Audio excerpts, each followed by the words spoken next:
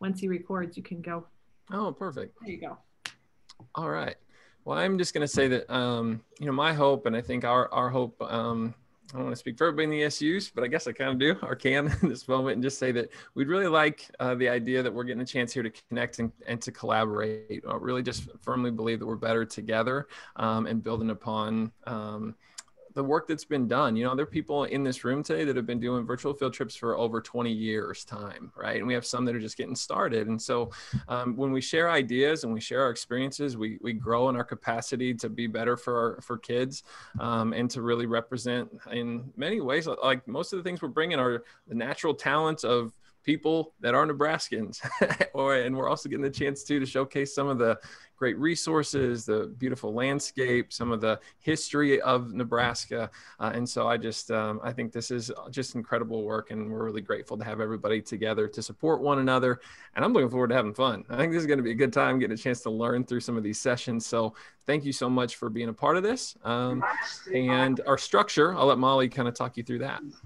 All right, so today for kind of our agenda here, we have a keynote speaker, a very experienced keynote presenter that we will introduce here in just a minute. We're going to do some breakouts. So if you haven't experienced a breakout in Zoom, we'll kind of walk you through that, but it's an opportunity to work in smaller groups, right, within Zoom. So that's a wonderful thing. We're going to have some time for some discussions with those, and always willing to answer questions. So if you have a question and someone's presenting, just throw it in the chat, even if it's like the keynote, and then we'll ask those of her when there's an appropriate time. We're going to talk about our NVIS, which is our Nebraska Virtual Instruction Site, and what it will look like for a content provider. You're going to get to meet your DL coordinator, that's the one in your region, and then talk a little bit about our vision for continued support and collaboration, because it's not a one day and done deal. We are here to help you because we know how valuable you are to our kids and our schools. And so we want to keep this partnership going. And now I want to introduce today's keynote speaker is Annie Mumgard of Morrill Hall. Annie is a veteran virtual field trip provider here in the state of Nebraska, and she does a wonderful job with it. And she's been so supportive to help other people get on board. She has been part of, I think this is our fifth, maybe, I don't remember what we decided, content providers workshop. And she has been a part of all of them. And she's so supportive of other people. So without any further ado, we are going to turn it over to Annie and let her present some information to all of you. All right. Well, thank you, everyone, and welcome. I have to admit, it's so exciting to look at this board of people. I'm seeing a lot of people that I know, and it's very exciting. And people I haven't seen for a long time. I have to admit, I'm a little nervous. I'm used to teaching to kids and, some adults, but like when you talk to your peers, it's like, I probably don't know a lot more than you know. I may just have tried it. So that might just be the key right there. So we always start with our virtual field trips. We always start with giving context. So my name is Annie, and I am an educator at Morrill Hall of the University of Nebraska State Museum. So I would like everybody, when you go, we're going to try out a few little things today. I want you to go into the participants, and I want you to raise your hand if you click on participants, you'll see your name. Raise your hand if you have ever been to Morrill Hall in Lincoln, Nebraska. I see some hands. You can physically raise your hand or go to the participants on the Zoom and raise your hand. I see a couple of hands raising there. I can raise my own hand. So there you go. And you can see if any time during my 30 minutes, especially those of you who are keeping time, if I need to go faster, please hit the go faster line, because that would be great. So great, I see some of you have been to Morrill Hall. How about give me a big football stadium, physically say if you've ever been to a Cornhusker football game. Who's been to a Cornhusker football game? Anybody here? There we go. Well, I always like to bring that up because we are on the University of Nebraska campus. Here, I'm gonna share this with you. Please bear with me. I am using like I said, my third piece of technology. So when I do our virtuals, we always start with a map of where we are with that big red state right in the middle. Sometimes we do that with an actual piece of paper. And here is the University of Nebraska Lincoln campus. And the reason I have you do the football is that the Cornhuskers football folks have the distinct privilege of being 1 block away from us. And we are the Museum of Natural History, which means we look at things that used to be here, things that live here now, the minerals and rocks and everything else that goes with that. One thing I want to be very clear in what I talk about today is that I'm going to give you a few rules that we kind of go by. Maybe we're going to try out a few gimmicks and give you some ideas. But I want to make very clear that there is no real one way to do a good virtual field trip or a virtual learning program. And we're kind of changing our language to virtual learning programs because we are in the 21st century and during a pandemic, and folks are using our programs for way more than what they used to do, way more than going on a field trip. So I think I would like you to embrace also that what we are creating and want you to create are virtual learning programs. And there is no one way to do it. We have found some ways that work for us. We have found some ways that help us to organize our thoughts and content, but that's really what they're meant to be, is to be jump off places for you all as well. So the first thing we're going to do, though, I'm going to give this a try. I would like us, now I've done this before, but I've never shared it. So I'm going to put in the chat line, I have there's a Jamboard. And I would like everyone, I believe if you go to the chat line and you click on that Jamboard link I just put you in there, you should all come to the same Jamboard that I am on. I'm going to share my screen here. Annie, did you push send? Because we didn't get that Jamboard link. You didn't get the Jamboard link? Okay, hold on here. That's because only Linda got it. See, this is also another really tricky thing that Linda Dickinson, can't you just go there, Linda? I mean, come on. Let's see what's happening here. You need to say, it needs to say everyone, your little blue box. I know. Between you and me, you're on your third tech device. I get it. I'm on my third tech device. I will say, thank you very much. I will say that Jamboard, I'm grateful that you're bringing this up. I think it's really cool that we'll get a chance to like check this out. And this is certainly an engagement piece that even within the ESUs, we had a chance to Linda shared it for you, Annie. There we go. Whew.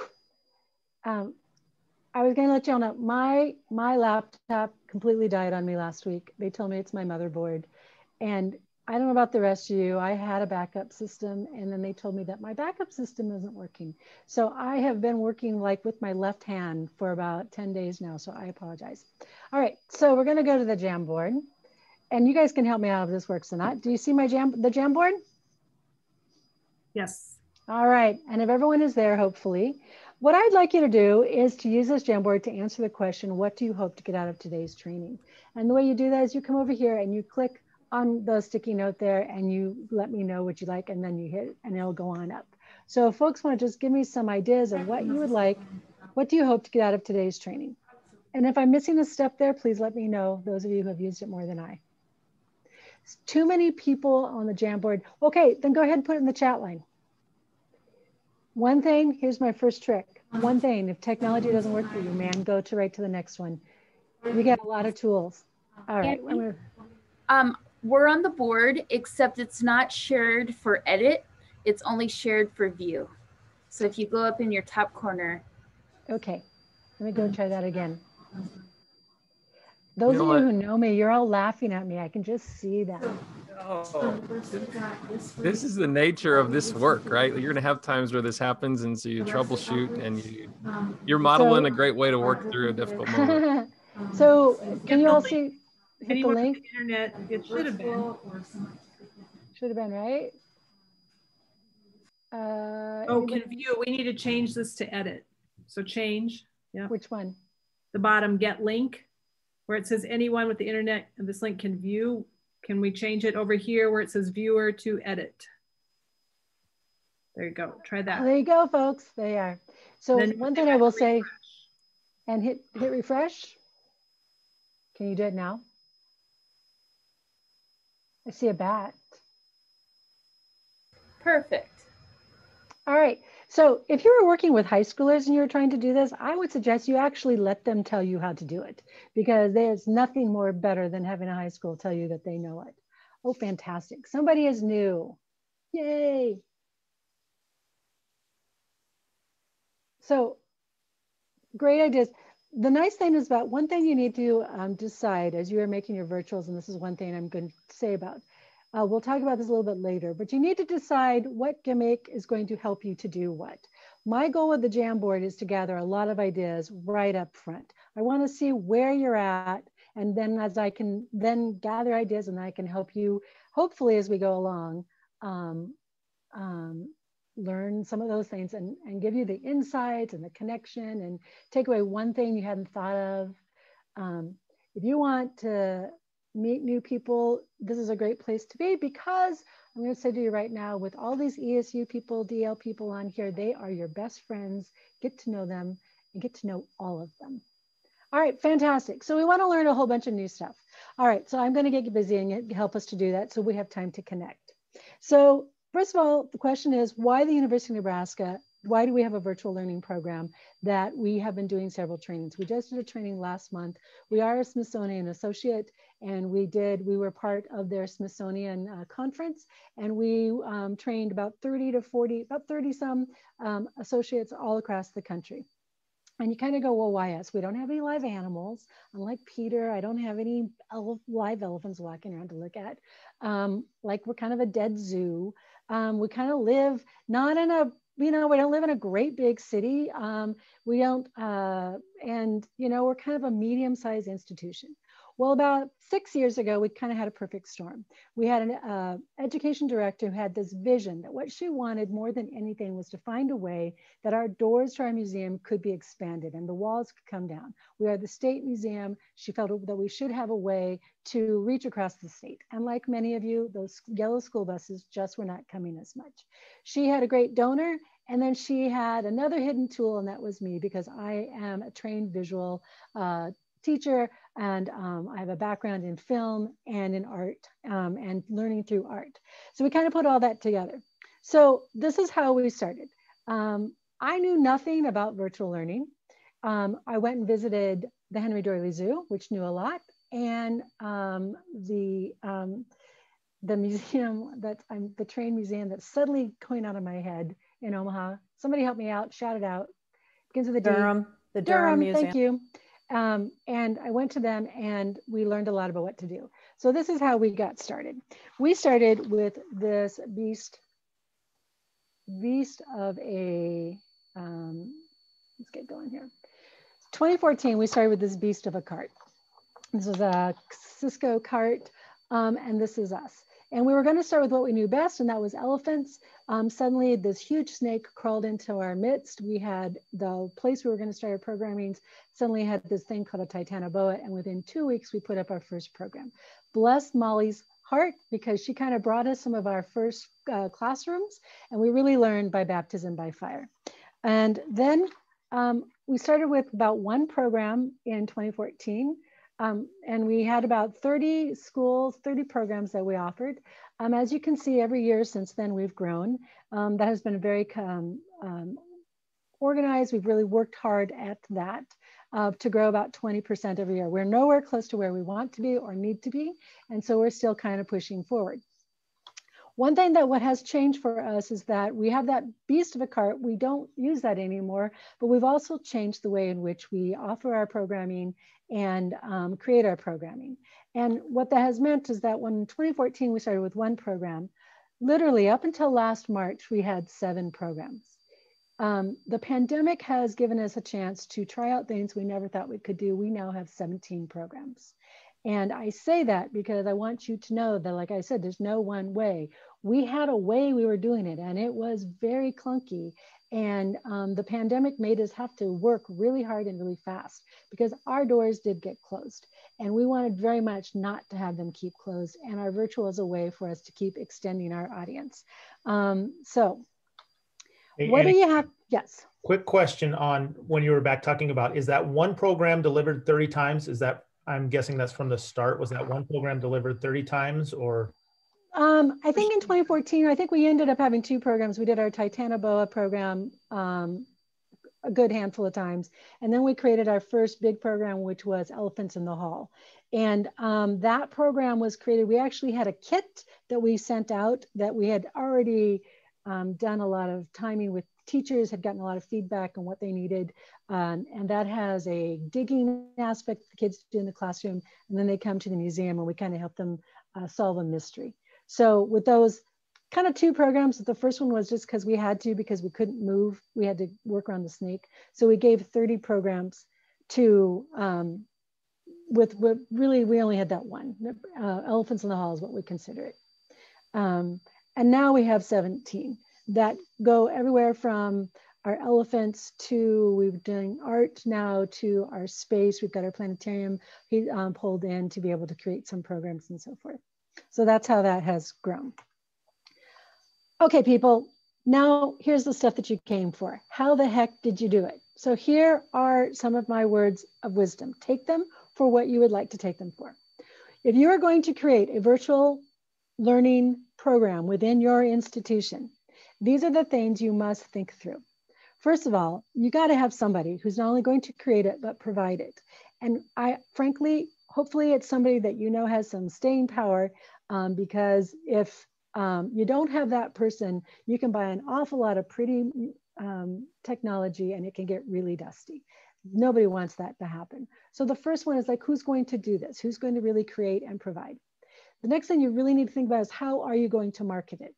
That's not a question that we like to think about. Sometimes it's not very sexy, but you got to have some way that you think that you're going to market it. I like to say, if you build it, they do not necessarily come.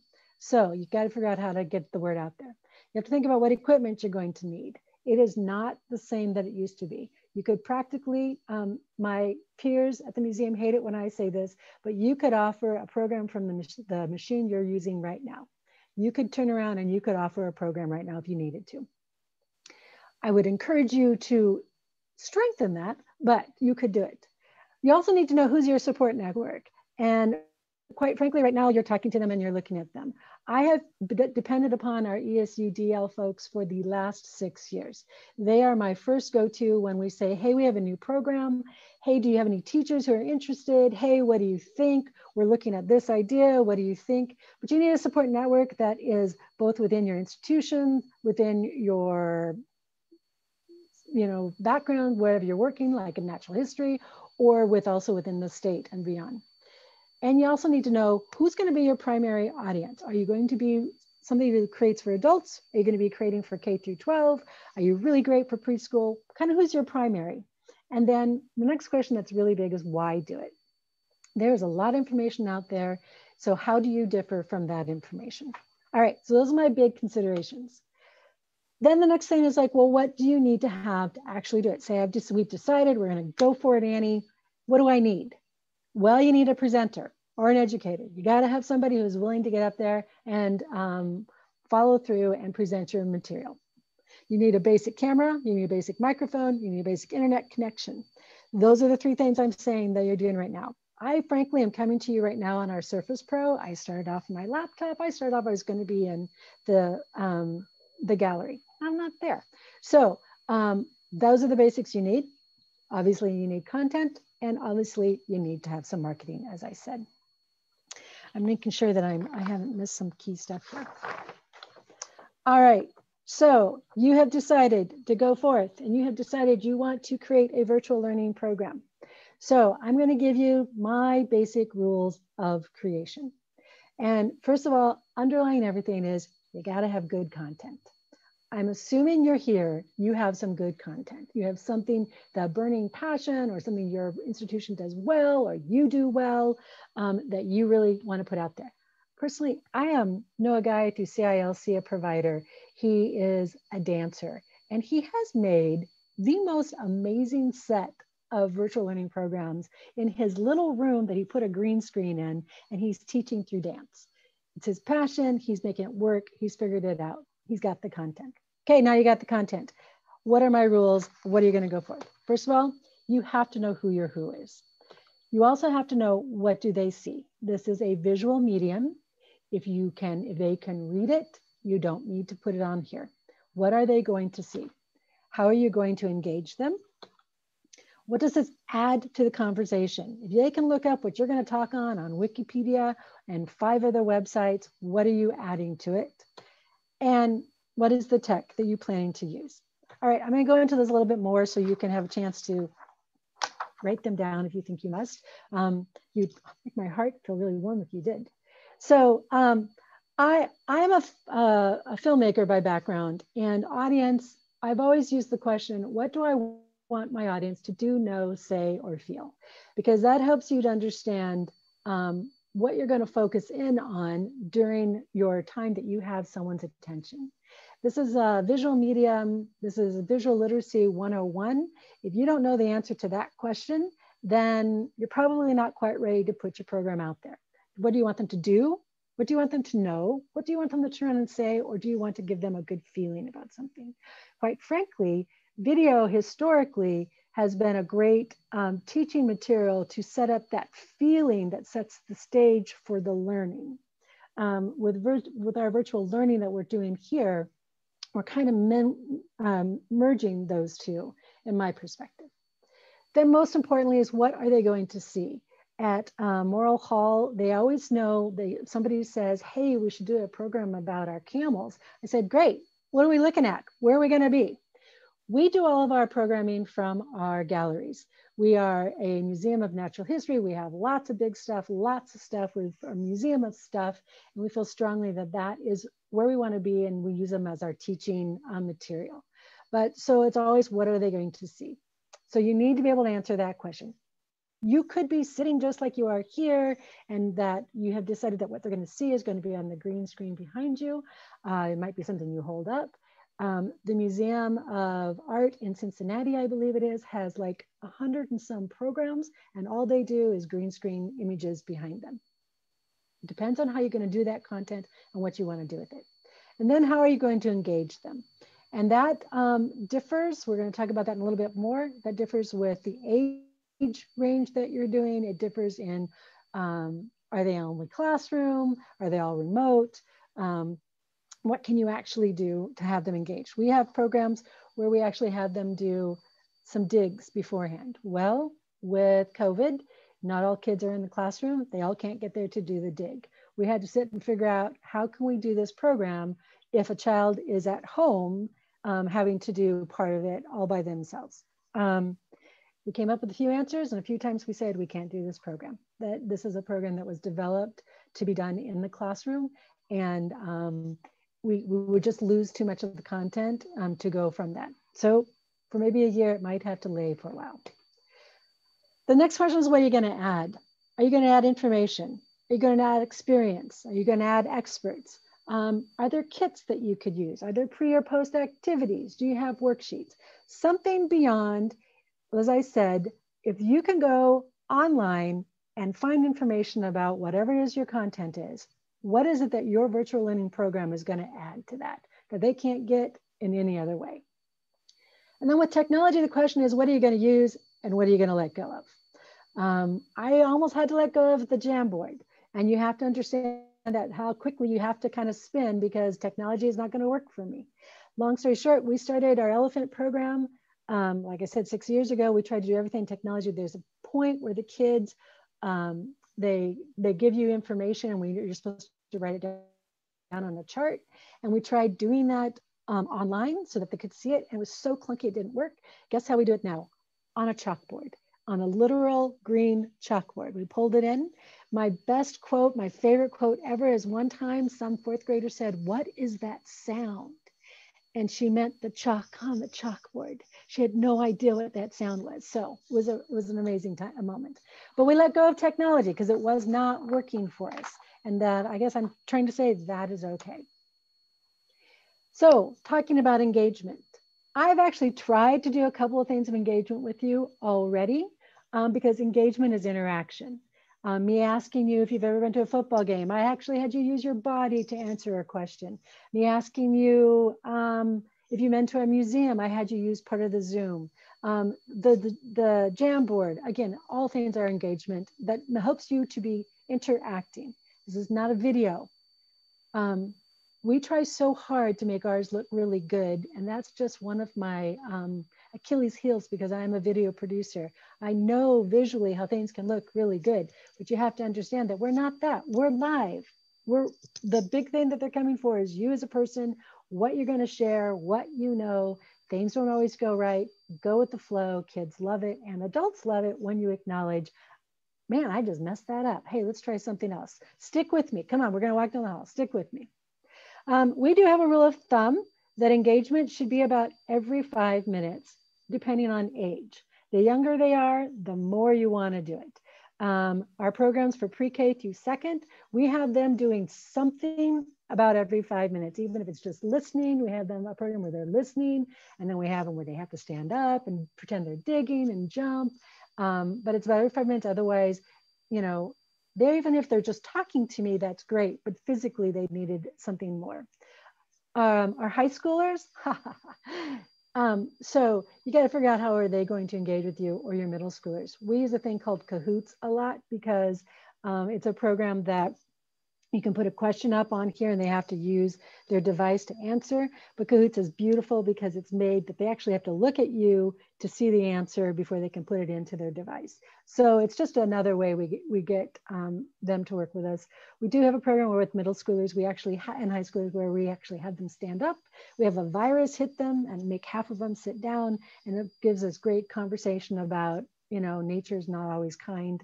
And boy, you're going to miss your friend who was silly and wore red today. So there are things you can do that, that can help you out with the older group. Like I said, physical object motion apps. And if you're going to use an app, there's another rule of thumb. Are you using it for learning? Are you using it to simply engage them? Or are you using it because it's cool? There are reasons. All three of those are good reasons to use an app, but you really need to know what it is.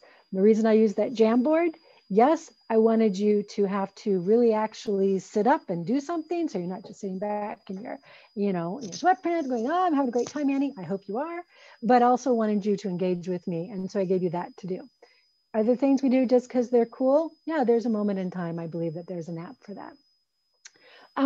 So another way we're going to do that is, like, I want to show you just something real quick. A cool app that you all have at your fingertips right now is to annotate.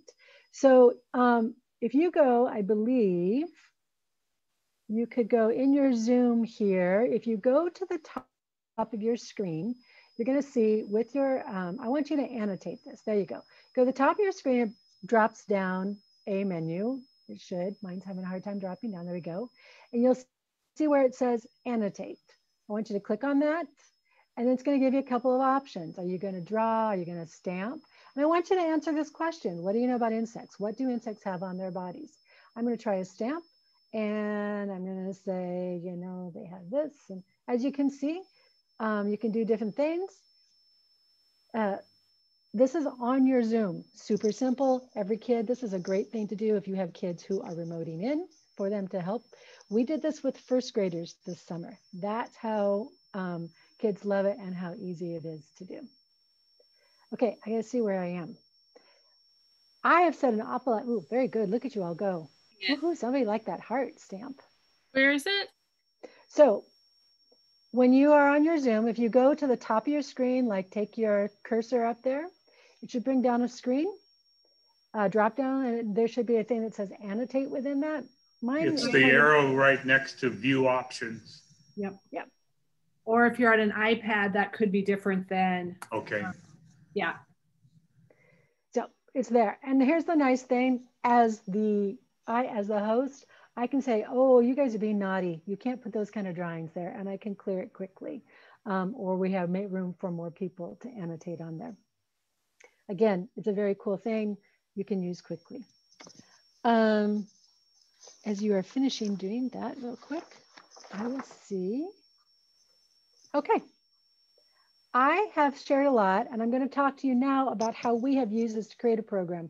But if you have a burning question, I don't know if anybody's put a burning question in the chat line yet. I just kind of want to get off my PowerPoint for just a few minutes. We don't have any. The only one we have is at the end of this. Annie, would you be willing to share this PowerPoint with everybody too? This presentation, yes. Folks? Okay. Yep, figure that out. That's okay. the one that's come in the chat. All right.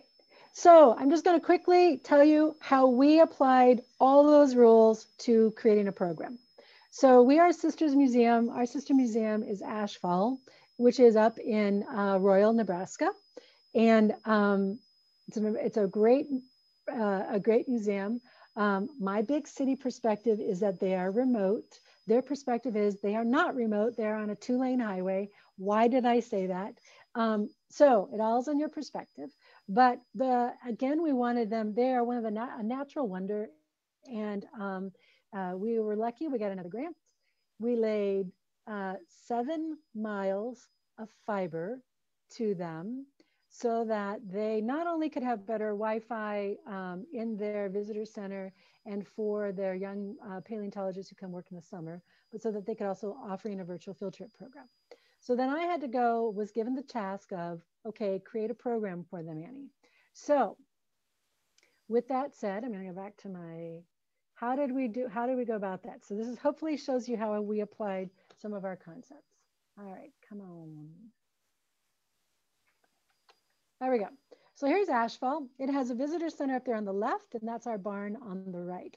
Ashfall is, under the barn is it's called in situ, and all the fossils are left in ground. So they dig them out to a point, but then they leave them there. It's an old watering hole, and all these animals died about 13 million years ago, mostly mammals, and they're slowly digging them out 20 years, and it's pretty amazing.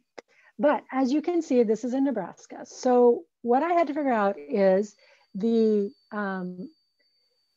equipment was probably going to live here in the virtual center, but in the visitor center, but the virtual field trip was going to take place here.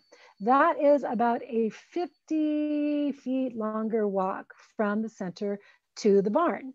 As you know, so we also wanted to offer these programs during the school year. Well, 2/3 of the school year, it's pretty chilly. This barn is heated, but it can get to be about at least 10 degrees in there. So my first thing was, what technology in heaven's name can you use from someplace that goes from 110 degrees to 10 degrees? Fortunately, I found a very good company that could answer that, was able to think that question through more than I. But as you can see, that's just one issue. Like, okay, first of all, physical distance. Where's the equipment going to go? Where does it have to get to? How's it going to operate in this kind of environment? The next question that comes is, let's see if I can get this to,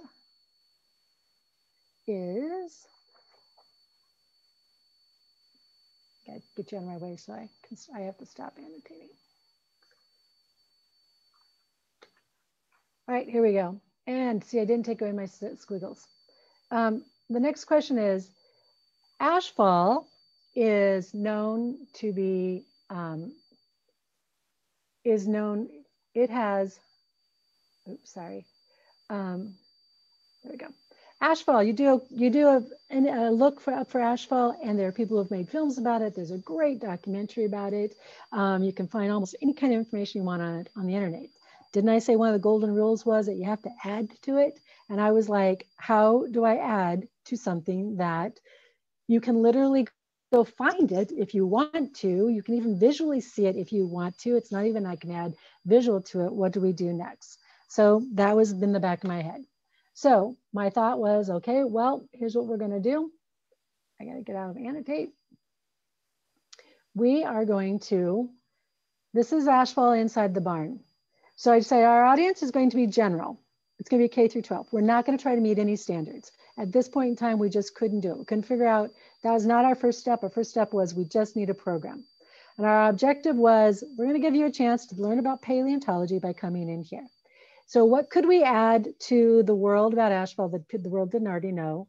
That was not only an expert point of view that you could ask questions to, but also to give you a personal tour. And so this is how we decided to do that. So this is Daniel, and this is the cart that we created for Ashfall. The key about this cart is that it is on a Surface Pro. Surface Pro is our connector, if you will. That is how we have our PowerPoint on that, and it's our Wi-Fi internet connection. The cart has this very large TV, because when you walk too far away, you like to be able to see your audience. You like to be able to see your PowerPoint, what you're doing. It also has a camera up here. So we have actually 3 cameras. There's this camera, which is, look, Daniel is talking to here. There's a camera on your Surface Pro that's both towards you and one that you can take away from you. Our Surface Pro is connected to a dock, so we could undock it. That was important because Daniel is starting right about here on the bridge of Ashfall there. And this camera can do a pretty good job of looking at these things. It can get up pretty close, but so can these folks with a camera in their hands. What could we add? So what we decided is that to give a personal tour, Daniel unhooks it and he walks this way and he walks into the dig and he does the rest of the program from right there. So that would give the actual personal tour aspect to it. Before I leave, I need to get rid of all this. So we have that, and then this is what that looks like.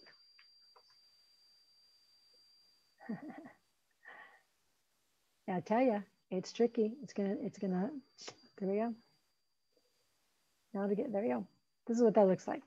There's Daniel. That's what they look like when they're presenting from the deck. What they present from the deck is context. They give background information on Ashfall, how it happened. This volcano that happened 13 million years ago in Idaho, and ash came down, and smaller animals died first and larger, and how do we know? They get layered. We start seeing that. Then they take the Surface Pro into the dig site, not only show them close up of some of the fossils, but also show them close up of some of the tools that they use. They've been doing this program now for 2 years. Again, 2 key things. Molly came to the site. It's in her district. Am I right, Molly? Shake your head, yes. When we were testing this out and getting the equipment set up, Molly came. I let her know what was happening. Molly came. She kind of helped us kind of get some connections. We needed to reconnect, and so she used her DL contacts with our internet. She helped line up some classrooms so that we could connect with them to test it out and see if it worked. Best friends are these DL people who are on here with us. Now I'm just going to say, I urge you to give it a try. This is kind of a form that we have come up with. I've given it to Andrew, and he'll be kind of sending it out to you. It's completely basic. You can recreate it any way you want. Actually, we got this form from folks from Center Interactive Learning, and we redid it. But I have some of the basics on there that you need, and basically always thinking through, what am I seeing and what am I saying and doing? And again, I just want to yell out there, there's no one way to learn, and there's no one way to teach. Quickly, I'm going to say, this is us in 2014. I want to tell you something that we did. We do not even teach this way anymore. One big mistake here is that this camera here, see that? It's looking the wrong direction. We really want it to look that direction. So we no longer do this anymore. This whole cart is now much smaller. We've turned it all the way over here so that our cameras can look this direction versus, so we were all mixed up. We didn't do it right, my point is. And we did that, we learned that by doing it a couple of times. And this is in 2020. We have a much smaller cart, it's much more flexible. We still have our, just like one we made for Ashfall works for us, camera here, Surface Pro here with camera going this way and camera going that way. We can undock it if we need to. There's the screen so I can see everybody I'm talking to, and then we can do all our activity. You might notice all my notes. This is actually literally my program in shorthand, because once you start talking and kids ask you questions and suddenly you go, where was I? And the beautiful thing is nobody can see those unless they're taking pictures of you. And we made the mistake and let them take pictures of us that day. And so my last thing I want to say is really, really do want to encourage us all to do this together. NVIS is really kind of getting souped up, and Andrew can tell you about that more, but that'll be a great place to go and see who is in Nebraska is doing virtual programming and who you might want to talk to, and you can come visit us anytime.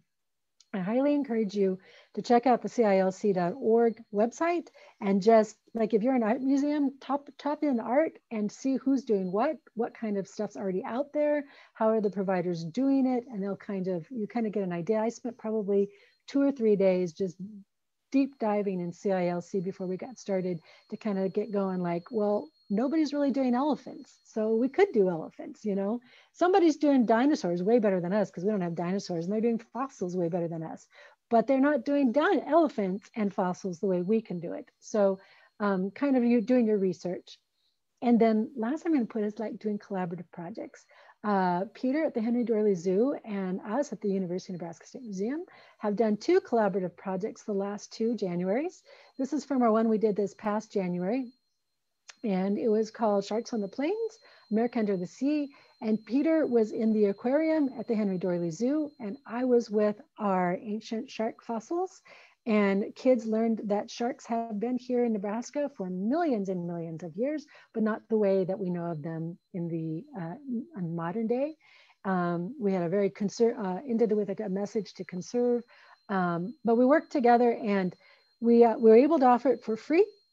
And this year we had 5,000 students come. And when we did our first one about elephants, I think we had 3,000. Peter maybe can correct me.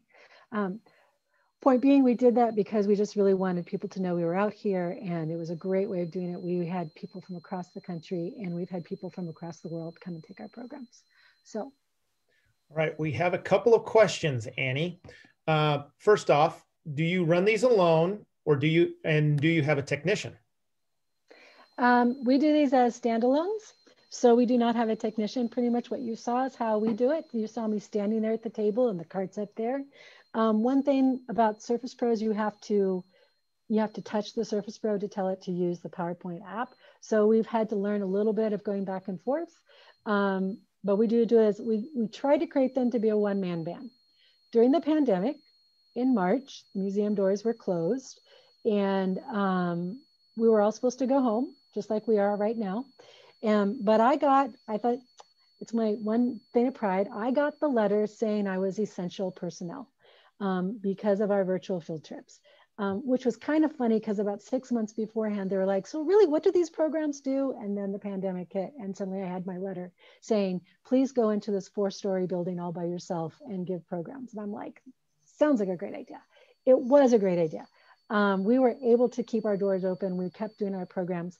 And then what we did is we ended up where we did programs where I was the eyes in the museum, and our educator hooked in just like this as a Zoom participant. And from their home, they were the content experts, and all I was doing was being in the museum, like I said, using our exhibits as our teaching tools.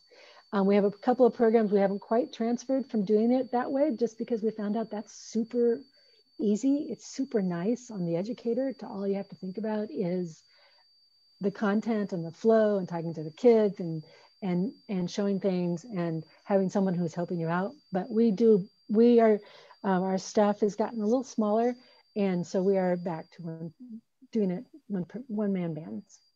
Okay. Annie, will you be able to stay on with us through the whole thing? Yes. I'm sorry I went a little longer.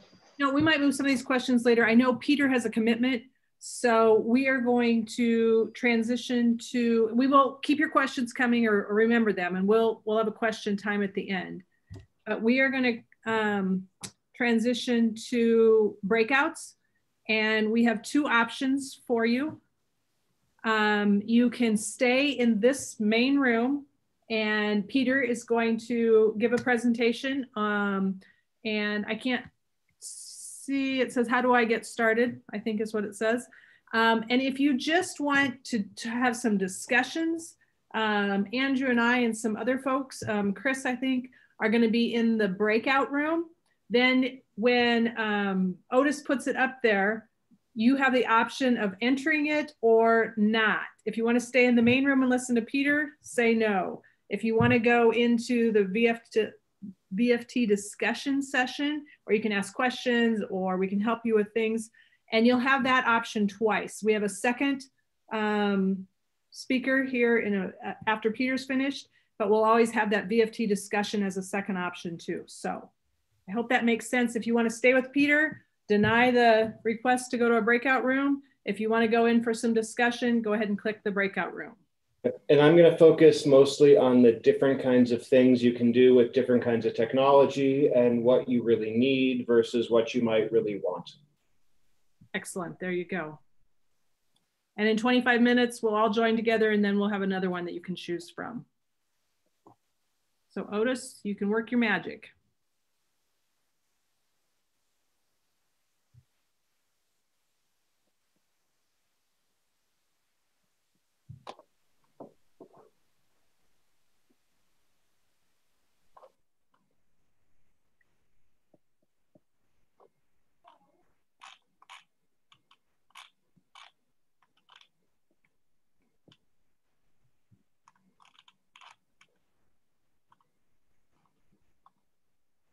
Otis, I want to go to that room 1. How do I get into it? Or not? Click on the number, the little blue number in the upper left corner, and it'll allow you to join. Thank you.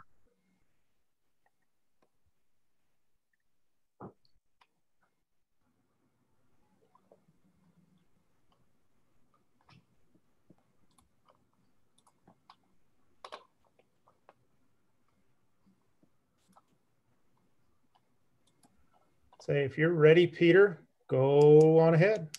Awesome.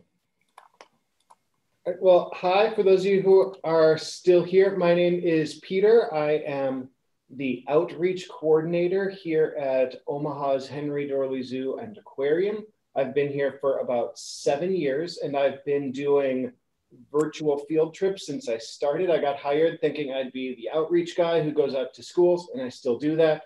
In fact, that's where I'm running off to because Gabby's husband got sick, so she's quarantining, and I'm running to her after school program for her, leaving at about 3 o'clock.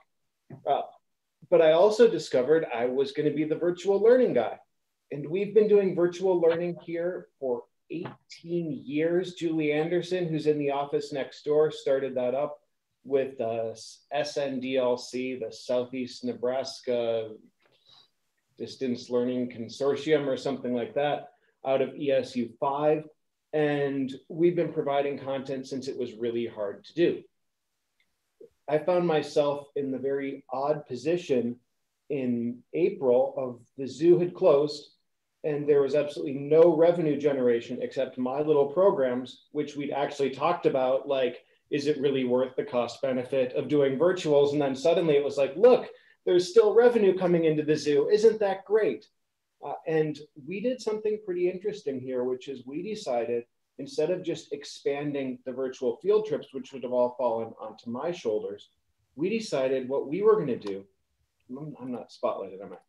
No, now you can see me instead of Otis. We decided that what we were going to do is to find a way to turn everything virtual. And that's really opened up a lot of possibilities here and gotten me to know a lot more of the tech than I used to, because we used to be doing all of our virtual field trips in the same way. And we still go out our traditional virtual field trips, the ones we've been doing forever. We still go out with a big cart into the gallery. And the first thing I'm going to do is walk you through how we do this. And so I'm going to turn this camera over so that you can see the virtual field trip cart back there. And right now, the camera that I'm on is this one right here, actually on a equivalent one to this. These have become our favorite little portable cameras. And if you have limited budget, it's the one that I would strongly recommend you consider buying. I'm gonna turn my monitor so I can see what I'm talking about here. What's really slick about these little cameras is that they've got everything built in. It's got the camera, it has a remote, it's got pan tilt zoom, it has a speaker. A lot of people have issues finding a speaker when they're in a conference room, and it's been the real go-to. I think it's, someone can help me out, it's like the Logitech BCC 950, is that right? Or is that the little one that goes on top? But I wanted to walk you through this cart. I don't know if BJ or some of the ESU people know the names of these little cameras and can throw it into the chat. But we've got this big cart that we use here, and it's based around a 20x pan tilt zoom huddle camera. So this one is very different.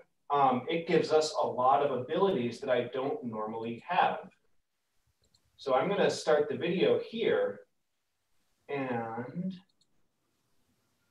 Logitech BCC 950 is what that camera is. In my other video, here we go. So I'm gonna, I lost the host. I logged in on the same account on both devices. So we're gonna go and we're gonna spotlight this one. Oh, I'm so confused.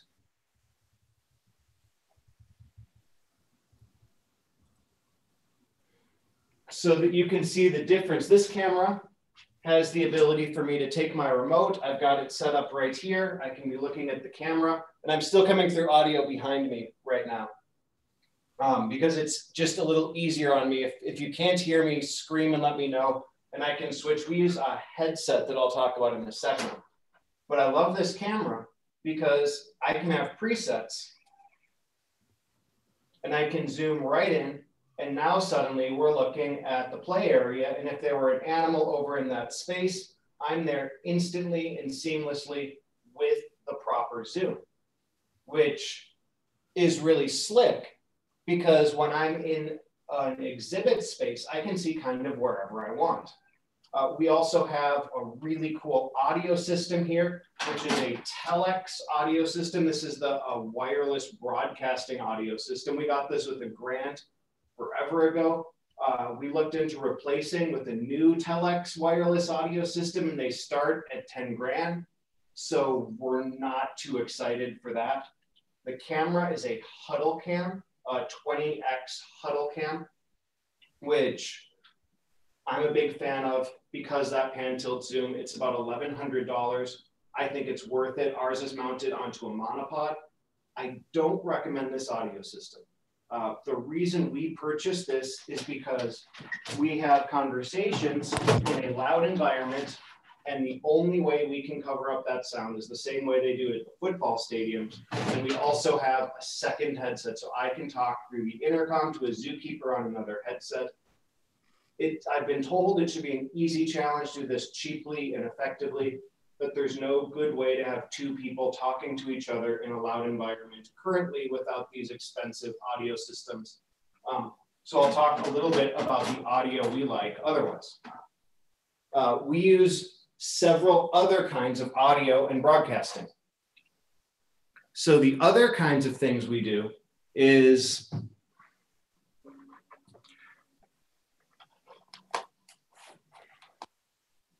to switch onto my cell phone. Where did this one go? Uh-oh. And let's raise my hand on here so that I can find it. Raise hand. Now I'm going to be at the top of the participants list. Here we go. And so when I'm on grounds, Annie was talking about how they've got a Surface, and that probably uses Wi-Fi to communicate. Here at the zoo, we experience a lot of trouble with our Wi-Fi, where we'll end up getting hundreds of people connected to the Wi-Fi. It gets spotty. We have to be hardwired if we're on grounds. And I recommend you try to hardwire if there's any kind of issues with your internet. We go to great lengths to hardwire. I actually have here a 300-foot reel of Ethernet cable of Cat6 that we set up to get to where we broadcast from in the rainforest because that's where the closest jack is. But when I have this, I can pretty easily walk around, and this is connected on cellular connection. And we did a lot of experimenting. If you are connecting on a cell phone, you are going to need to be using a device that is higher end. We found only iPhones and high-end Samsung Galaxies would get us good quality video where we could actually zoom in and get a decent quality image if we zoom in. And zooming in is one of the most important things we do when we go to look at animals. With the cell phone or with the tablet, which is the other thing we use, this is just a basic iPad that we found a lot of use for connecting. This can connect over Wi-Fi. But for audio solutions to that, we've got kind of two things. One is just basic Bluetooth headphones.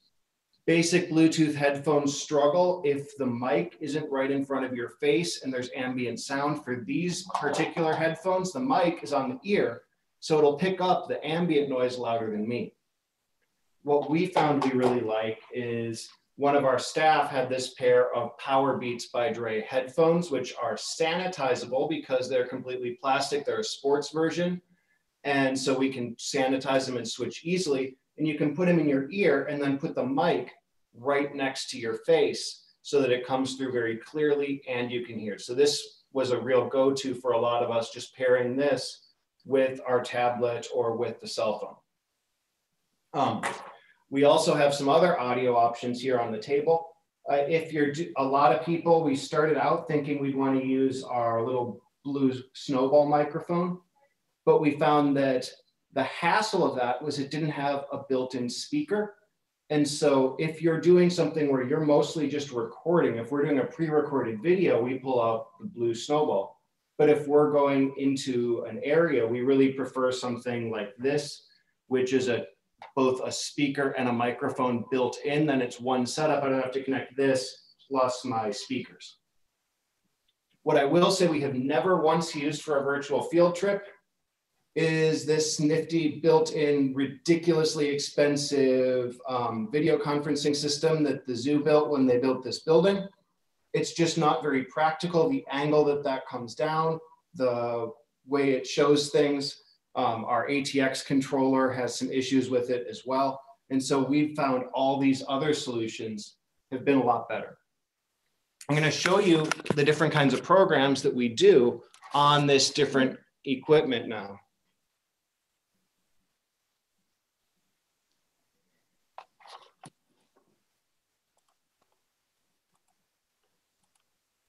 All right, so back to here. So what I wanted to do then is first to show you kind of what our regular virtual field trips, the ones we've been doing for a while, they're based around 5 exhibits where we have good internet, a location where we can see a lot of things, and we can accomplish a lot with the kids. So I'm going to show you a quick video that's kind of a promo of that.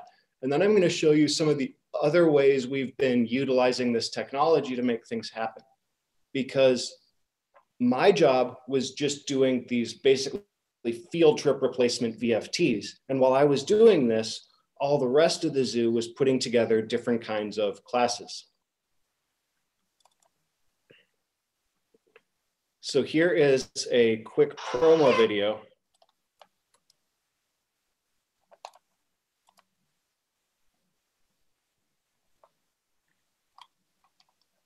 Oh, I made it full screen. That's a weird thing. You can't make your videos full screen before you go to screen share in Zoom. So we'll unfull screen and then we'll go back to screen share and then we can make it full screen once it's going.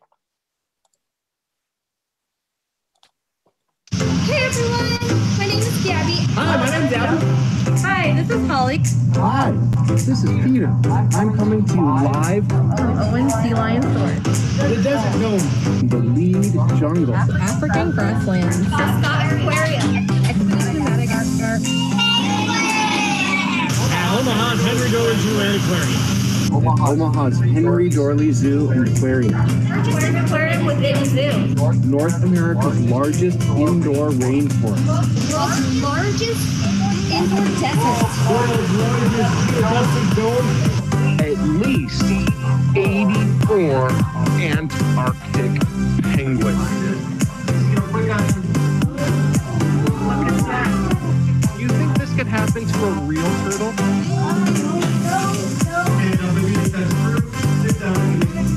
What's it called when penguins move like this? Waddling!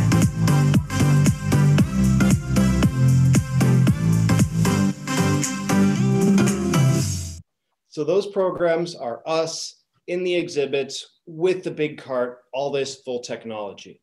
But as we went to start doing different connections, we ended up getting some programs that looked very, very different.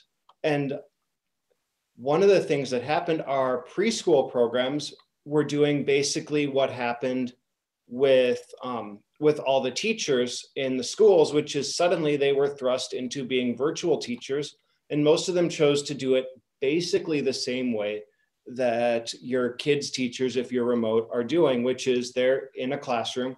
They've got better technology because they were using one of these plugged in on this one. They were using one of these BCC 950s instead of just off their computer. But I'll show you what one of our preschool summer camps looked like this summer, which is very different than those VFTs that we just looked at. And I didn't put these together in a PowerPoint. If I were slicker, these would have all been in a giant PowerPoint, so I could have transitioned through them faster. So there's Emily, she's one of our preschool teachers, and she's sitting in her preschool classroom. And this was a small camp. We've just got today 6 kids. I have a story, and it's going to tell us all about something magical that happens with butterflies that doesn't necessarily happen with every single other insect. It's a very special thing. And there's another character in this story that has something magical happen to them too. And it's kind of the same thing. There's a big scientific word for it.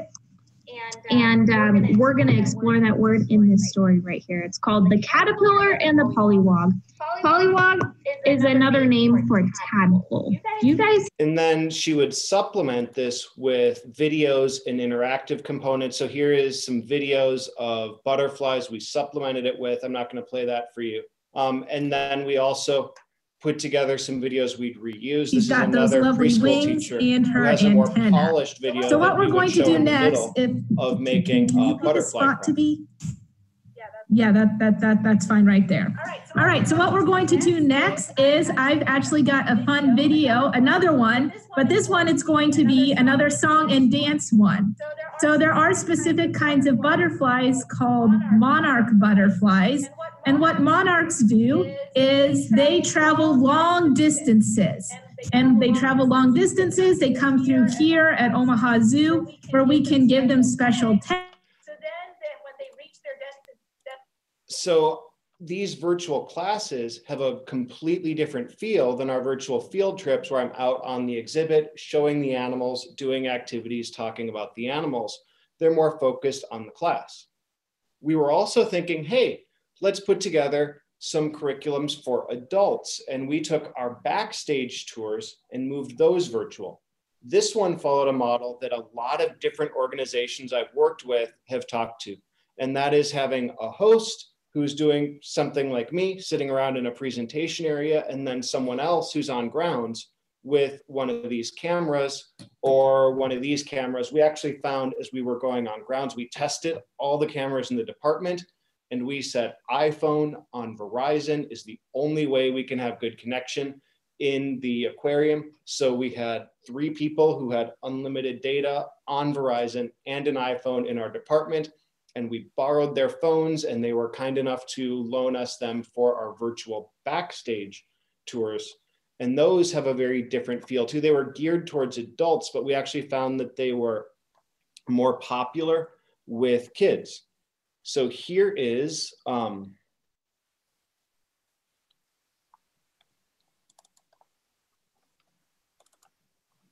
aquarium virtual field trip, or sorry, an aquarium backstage tour. And you can see this one starts out. So it looks like we all connected to audio just fine. My name is Jocelyn. I'm an educator here at the Henry Doorly Zoo and Aquarium. I'm going to be your... So one of the interesting things with these is we almost never had video from our groups. They really wanted these to be passive. We would only get questions in the chat. Every once in a while we'd have kids. Kids like to be on video. Adults turn the video off is something we found. And we didn't push that. So Jocelyn would be the host.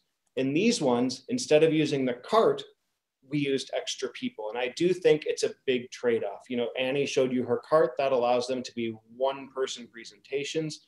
My big cart allows me to be a one-person presentation. I can show video, I can do PowerPoint, I can move around, but it doesn't, but it requires that cart. When you add in extra people, you have the flexibility of someone at a desktop who can share video, who can run the program, and then another person, or even some of these actually had 2 people out on grounds. They were a higher value price program. So this then is the live shots, and these are coming from Troy. and I'll unmute him here. 1983, and we'll start in that kind of older section of the aquarium, look and see what that looks like. Then we'll move into the a little bit newer portion of the aquarium, and then we'll go upstairs and see all the cool kind of keeper areas behind the scenes. So why don't we head on in and see what we can find? And if you'll notice, Troy is not using a selfie stick, so this is a 3-person operation. It saves Hopefully us everyone is having a great, awesome beginning to their summer here. Troy's using you guys are able to get outside and enjoy some fresh air. And Morgan is on the camera. And it's her iPhone that we're using. And this is a time when the aquarium was closed to the public. That's why he's opening up the doors. I love coming to the aquarium. It's a little odd right now. It's very quiet in here without our guests able to come in the building. Some of these buildings are very quiet, and it's kind of a little bit of an odd experience. Well, the first exhibit here that we're going to look at, this is our Amazon exhibit. This exhibit is made to mimic what the Amazon River Basin would look like, both above water and below water during flood stage. Now, normally during a lot of the year, the river is within its banks and all the fish are swimming around doing their fish thing. But during the rainy season, tons and tons of rain in the rain. And then eventually, on that he does go upstairs, and we're able to take the tour upstairs and to see the behind the scenes of the aquarium live and in have a little short stubby tail. Well, sometimes when the turtles are younger or immature, you can't quite tell. Their tail isn't quite fully developed, whether it's going to be long or whether it's going to be short. So next time you see some video of the sea turtle, or next time you're at an aquarium, check it out. And I do want to show just, I think that the quick promo video didn't show a ton. I'm going to show you just a little bit longer clip of one of the live virtual field trips and show you kind of how that one looked. Before I go into some questions and stuff. Madagascar nurse shark. Except I think I forgot to download that one.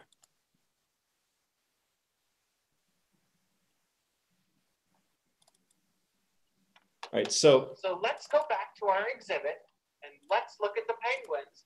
Let's see if we can tell one kind of penguin from So here is a typical presentation for me. You'll notice just how crowded it is in here. And that's kind of why we have the crazy headsets, why we have the big cart, is because we're dealing with all those crowds. But you also get to see how slick the camera is. The penguin from another. So we're zooming in, and let's start with this penguin right here. Is it a king, a gentoo, or a rockhopper? Yell out if you think you know. That is a king penguin. You guys are right. What about this one behind it? King rockhopper. What about this one even farther behind it? Really? Is that all black and white? It's a rockhopper. And I'm going to see if, then here's why we have the headsets. Did you get a job so getting to go in? As I've been standing here, I had about 6 kids come up to me. Oh my gosh, that's so cool. They get to be feeding the penguins. How do you get to be the one who feeds the penguins? Yeah, so after high school, I went to college and I got a bachelor's degree in marine biology. And then when I was in college, I did a lot of volunteer work. So I volunteered at local animal shelters. I did internships with wildlife rehabilitation. I also did an internship in the Bahamas with dolphins. And then I started applying to part-time jobs. Cool. And so as we're going through all this, the last thing that I did want to show you is kind of the difference between a pre-recorded and a live program, because I was asked to make pre-recorded programs. And what I kept thinking about is my daughter loves wildcrats. There is no way that I could do anything in the world that's even close to what Wildcrats does, because they have a huge crew of people. They fly all over the world. They spend millions of dollars on every 30 seconds. And so for me, the big difference between what we can offer is two things. One, that it's live, that I'm there with the animals. I do show some videos. I've got some really cool videos of penguins regurgitating. I've got cool videos of elephants playing in the water and with pumpkins. But the bulk of it, I'm showing them live, and that's kind of what they're looking for because they've got YouTube. But the other thing is interactivity. And a lot of the videos that we use do help with interactivity. And I actually made a bunch of videos from that perspective of, I just want to be interactive with the kids. And that was a big thing of what we did during COVID. And so if you are putting together videos, you know, anything that's pre-recorded, you want to just think of as a TV show, which is how these zoo from home videos that I ended up making over our quarantine worked out. And these are all actually available free on YouTube. Education Department at Omaha's Henry Dorley Zoo and Aquarium with another edition of Zoo from Home. This is part of our daily Zoo from Home education of the most incredible fish in the whole world. It is actually able to are carnivores. And there's carnivore or omnivore. Which one is the archerfish? If you said carnivore, you're right. Archerfish are carnivores. And their skill for shooting jets of water is remarkable.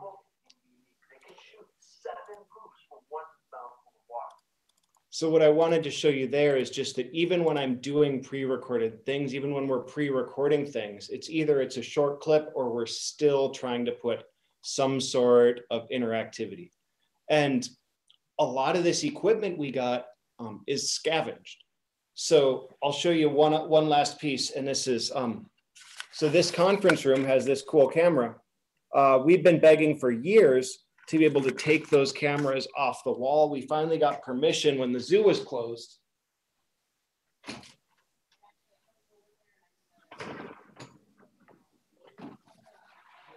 And we made this Frankenstein cart, which is a virtual field trip cart that we pieced together from scavenged equipment all over the zoo. There's a computer we took out of someone's office who was furloughed.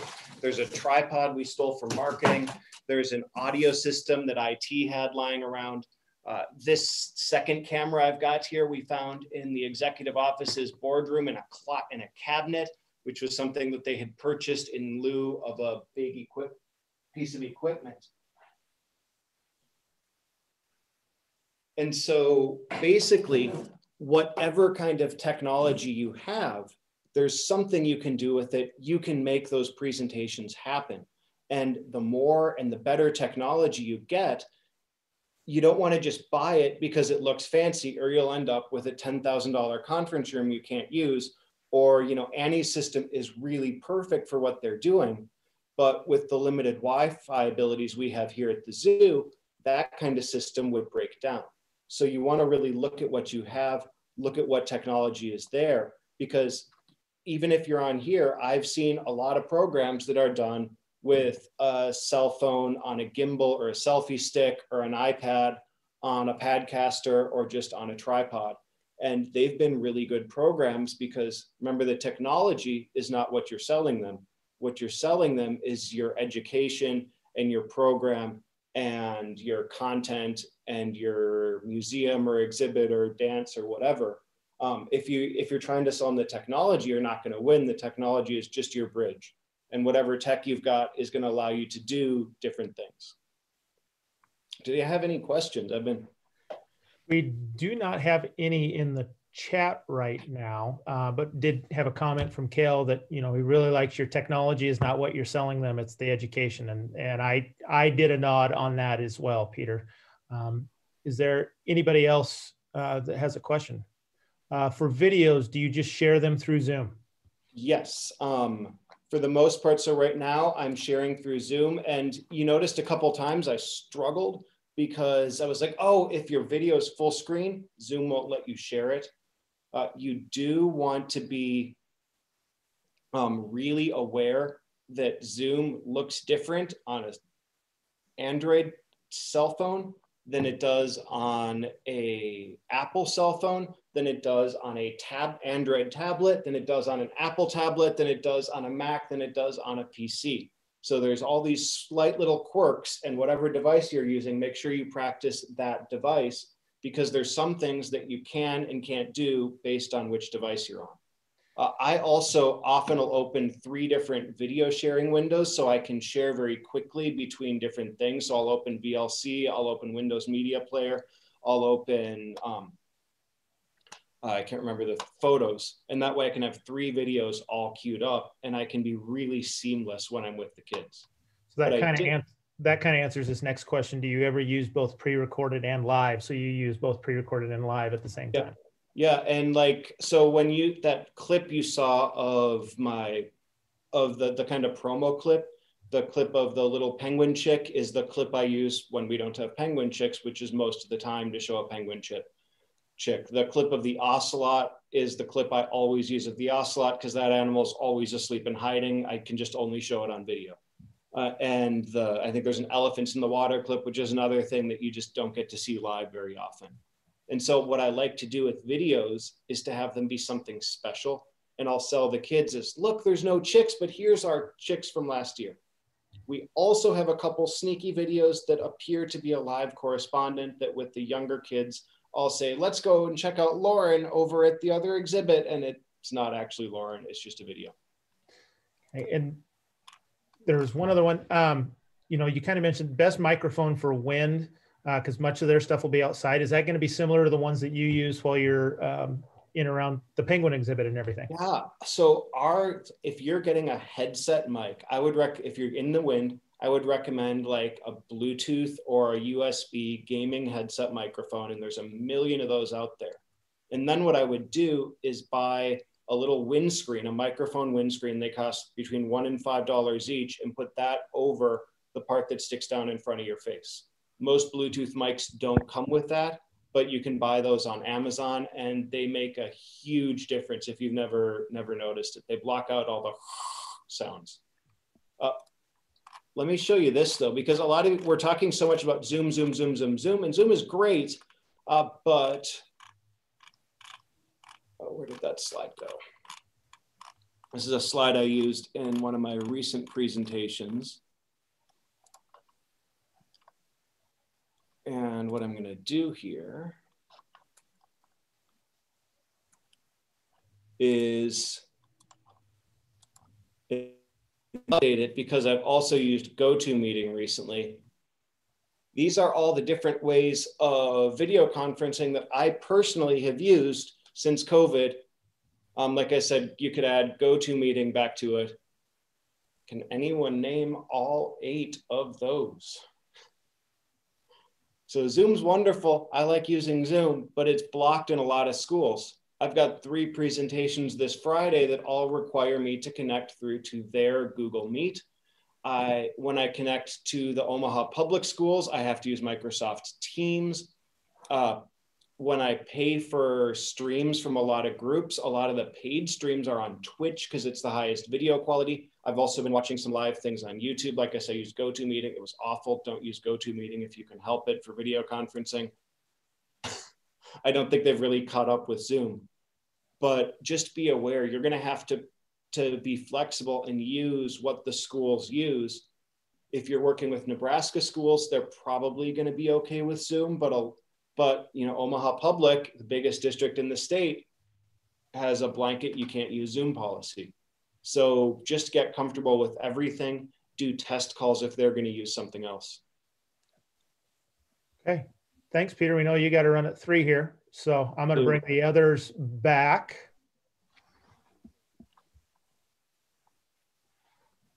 Any other questions for Peter while we bring the other folks back?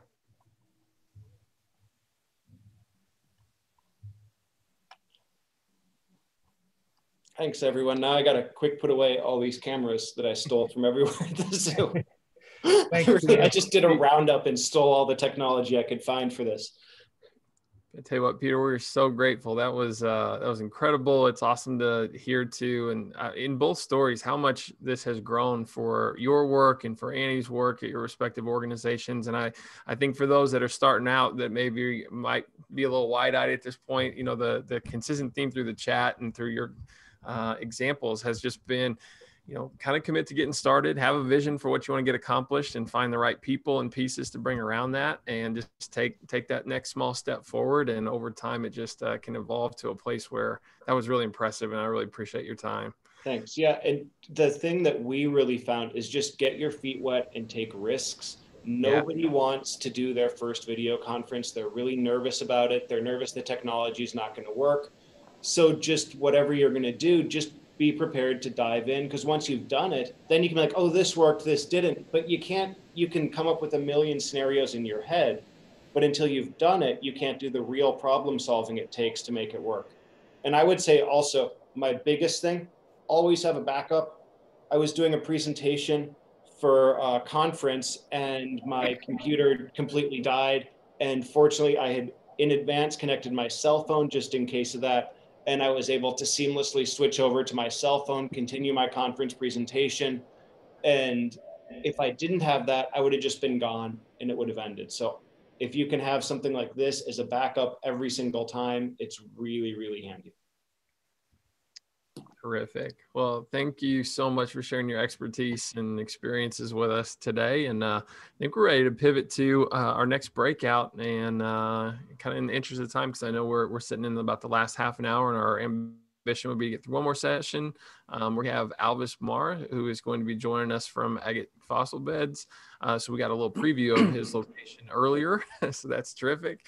And we'll try to offer that breakout opportunity to get your questions answered if you have some, or at least we'll do our best. From there, we will do a very quick overview of InViz and give you at least 5 minutes to check in with your regional ESUDL coordinator. And so it's terrific that you get a chance to kind of make those connections, especially for those that are new. And yeah, so at this time, Otis, do you want to talk us through, stay in this room, right? If you're ready to go through Alvis's. I think maybe Andrew, unshare your screen, because I have it set up the right way. So maybe we'll see if this works for being able to join yourself if you want. And if not, let me know. I'll get you into a room. Here we go. Are we seeing it? Yes. I'm not. No. You may have to, if you click on the breakout room, you have to click on the number, the little blue number in the upper right corner. Breakout rooms are not enabled at the bottom. Oh. So we don't see breakouts. Some people are going in. I have the breakout room option, but yeah. The options, again, real quick, Bill, are to stay here for the presentation from Agate Fossil Beds with Alvis Marr, or go to a discussion when we get that kind of trouble. Going over. Do you want to go over, Don? I'll get you. And if you don't see it, let me know. I'll get you moved over.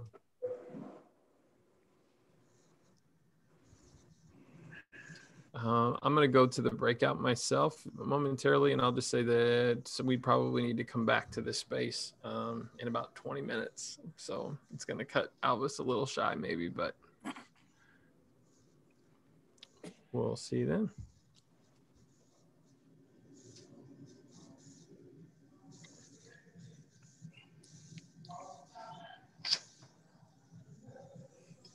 Hey, Alvis, go ahead and start. I'll be moving people over. So, okay. Good afternoon, everybody. My name's Alvis Marr. I'm one of the park rangers at Agate Fossil Beds National Monument in the northwestern corner of Nebraska. Hey, it looks like I see some friendly faces out there. I'm sure all of your faces are friendly, but I wanted to first of all, say thank you to Annie and Peter.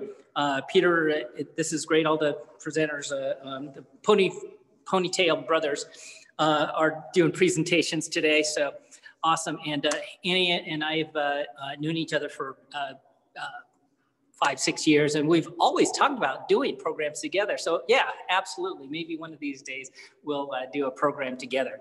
I am always learning. We've been doing distance learning programs, virtual learning programs for about 6 years here.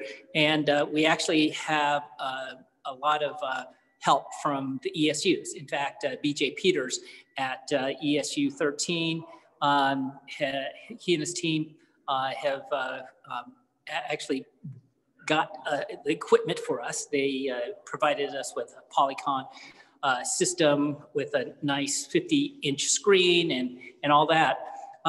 I'm afraid to say that I'm not using it today. We are going through a HVAC installation today. So what you see behind us is our gallery, and this is where we usually show our programs or share our programs. But there's just about 15 minutes ago, we had a fire alarm and there's solvents in the air. So I'm going to move to our theater, a small theater, and be able to get some fresh air, hopefully.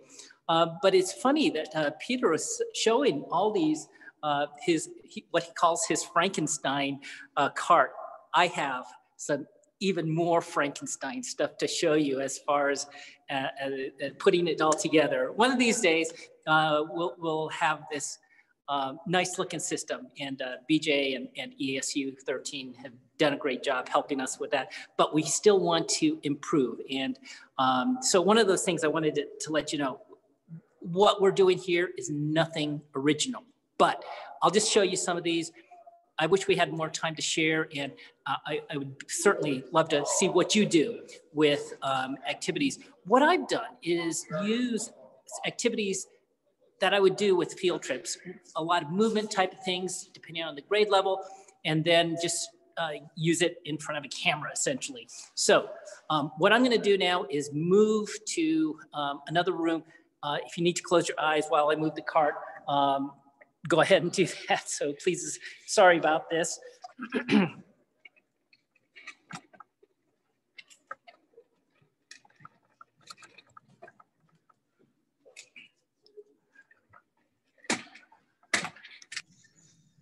Elvis, can you hear me? Yes. You might tell them he's using an iPad right now, just on a kind of a homemade little tripod.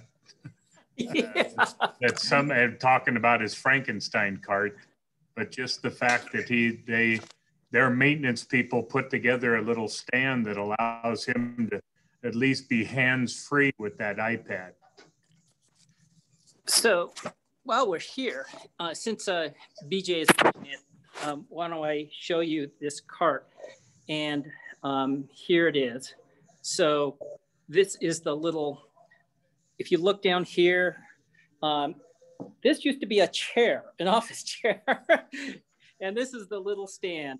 And I'm going to show you what BJ has gotten us. Let me see if I can go into our secret room and just show you.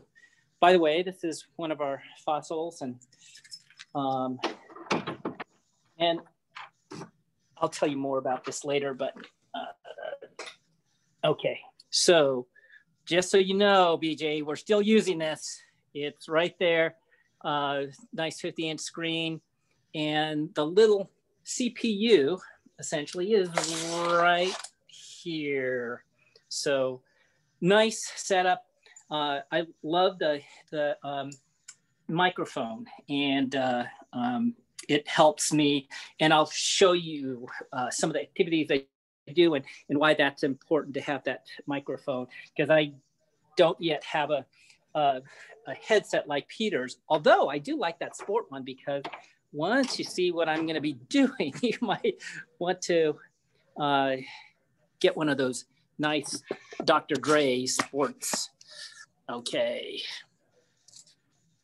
All right, so. All right. Behind me, we just have some pictures of critters, but one of the things I want to do is help people figure out where we are. And it's as simple, just starting with whatever, wherever the children are. One of the things that I wanted to reemphasize, and this is something that, excuse me, Annie spoke about, is just know your audience, right? There's nothing new with that, but one of the ways we do that is, I have a better map, but I just had to pull something out. So obviously Nebraska, and as far as telling people where we are, I'm fine with, I know where we are, and we're up here. So what I will ask children to do is, okay, I'm here, tell me, should I go right or left? And if it was in Lincoln, okay, which way should I go? So you have to tell me right or left, up or down. Go right, go right. Okay, go right, go right, go right. Go down. Down. Right. Go right a little bit more. Down. Right. No, stop. Okay. You're way too far east. Way too far east. Okay, I don't understand. Is that right or left? You're coming to Lincoln. Go right. Go right. Down. And stop. Oh okay. Man, you went past us. Okay. so all right. So the idea is that the children have to tell me where they are, and so a little bit of geography certainly, and yeah, if it was older kids, yeah, I would say east or west, but with little kids, up or down, left or right. So yeah, just depends on the age group. So that's just one way to start off the conversation. And then if they are from out of state, then, you know, we got the US map like Annie had shown, and then we'll go from there.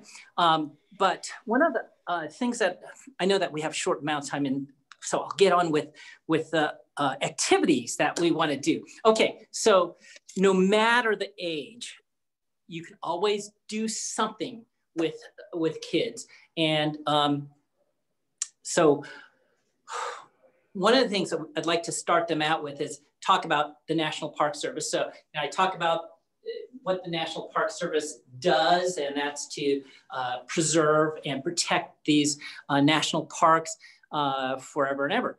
So 422 units, this is one of them, but some people might not know where they are, especially in Nebraska. They might say, yeah, Mahoney State Park. Okay, that's not a national park. Yeah, I'll be much nicer about it. But okay, so, well, let's figure out how we can hone in on what a national park is. So, all right, so I want everybody, you don't have to do this, but this is what I do with kids.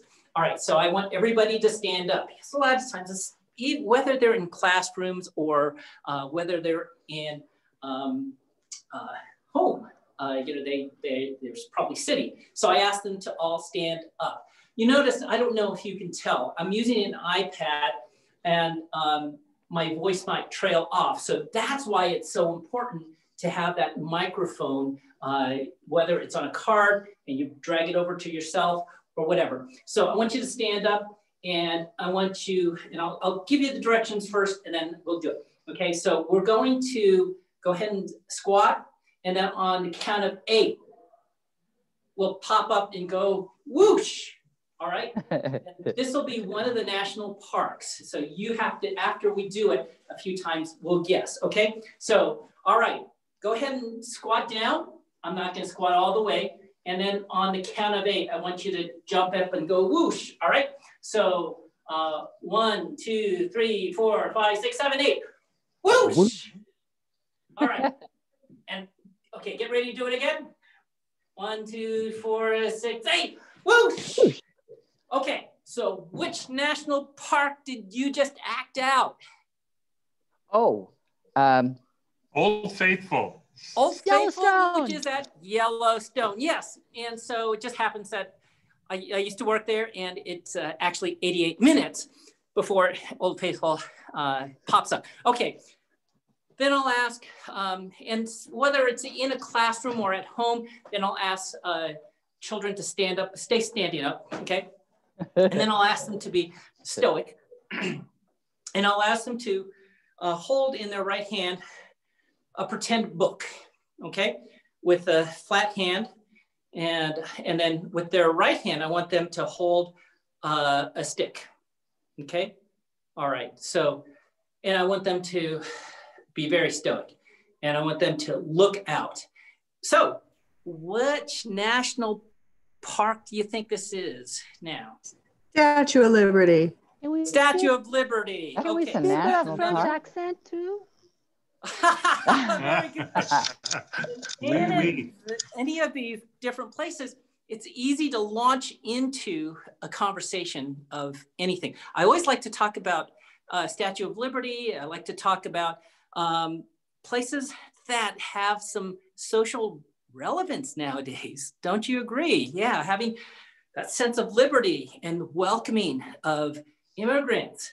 So it's easy to certainly, I always point it out that, hey, all these national parks have some relevance. Okay, so I'm gonna just describe something that I would also do if I had a classroom full of kids, and I would have them all line up, face to face, 2 lines, and then I would have them go like this, okay? All right, and join hands, and it would be, like 15 kids on one side, 15 kids on the other side, and essentially they've made the Grand Canyon, okay? So it's movement, it's having kids do something, all right? So that's the national parks. Okay, what about here?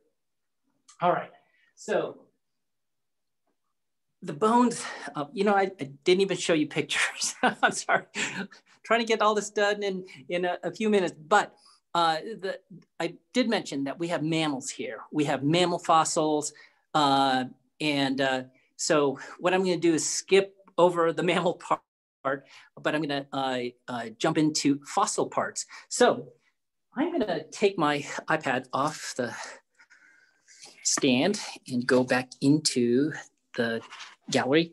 I don't know if you're getting motion sick, but.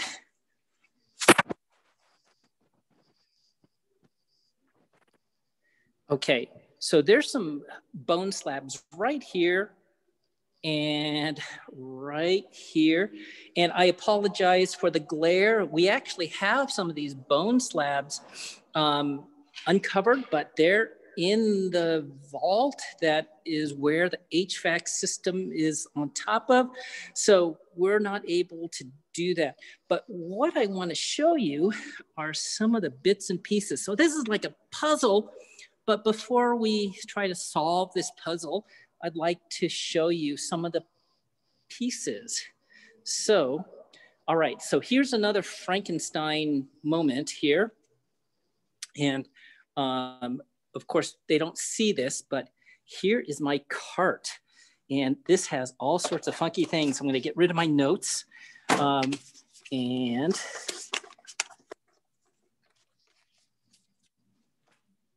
And for now, because I just got this iPad, I literally loaded some pictures on my iPad this morning.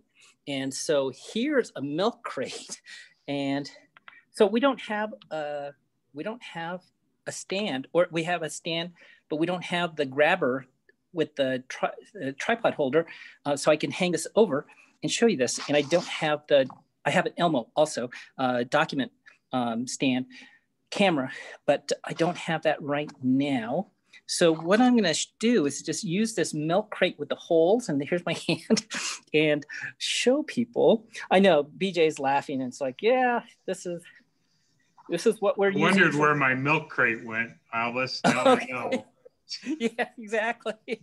Oh, that's what the BJ stands for. Okay. Yeah. All right. So here's a fossil, and I just wanted to point out some things. Okay, so we have this fossil, and it's dark because of oxidation. And what I want to do is point out some holes. And I don't know if you can see all the holes, but these it makes it look like a sponge, right? Yeah. So just keep that in mind. Sponge, in fact, I'll call it spongy bone. Of course, later on, I talk about the trabecula for those science teachers. Okay, so here's another piece. And, most kids, yeah, this looks like a joint. Yeah. And this looks like, what do you think this looks like?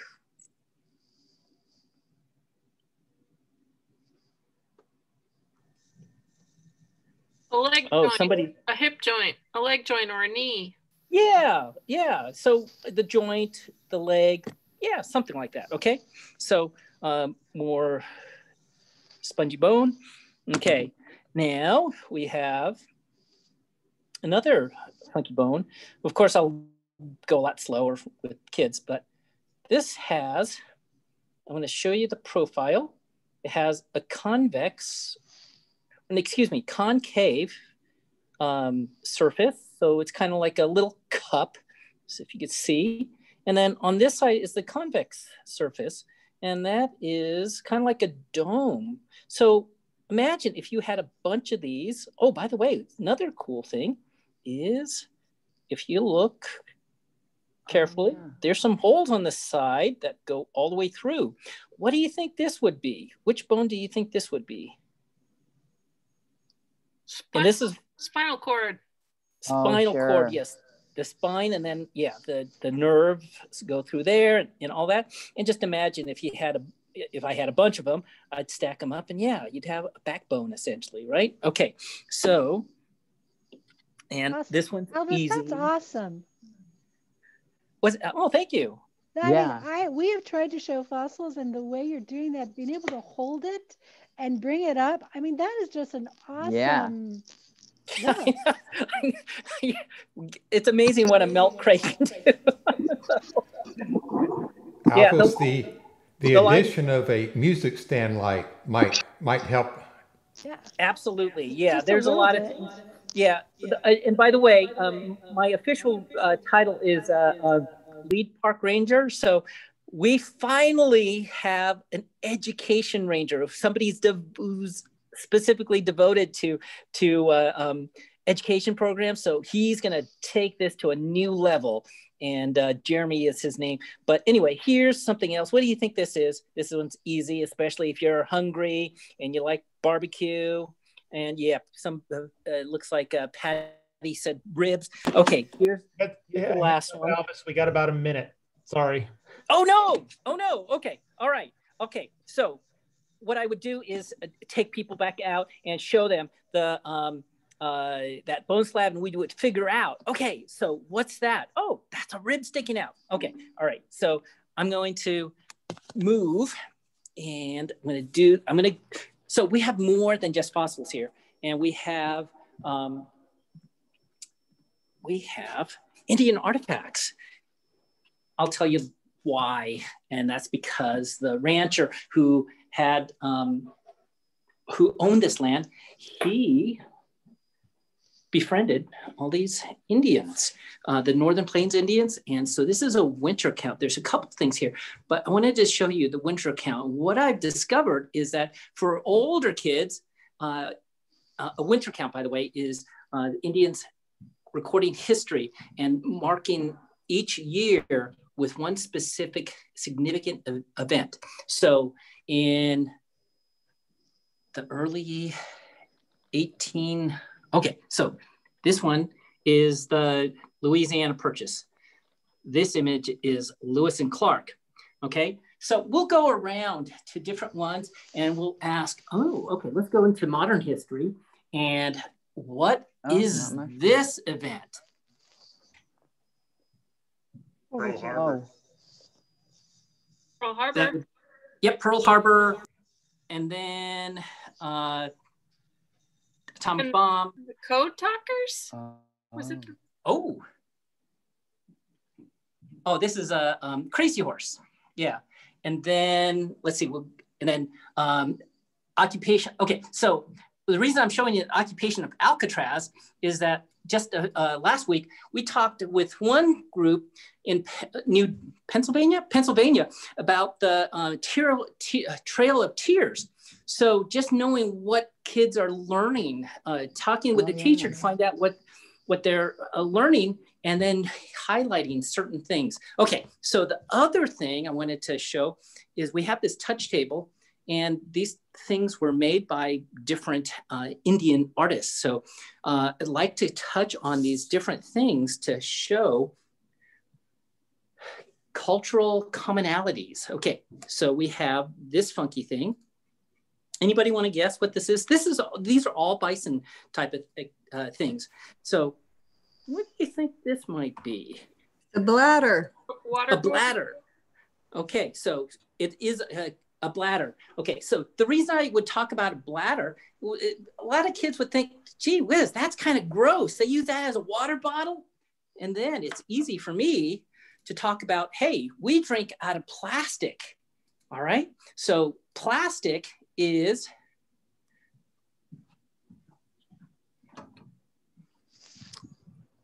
oh, did we lose Alice?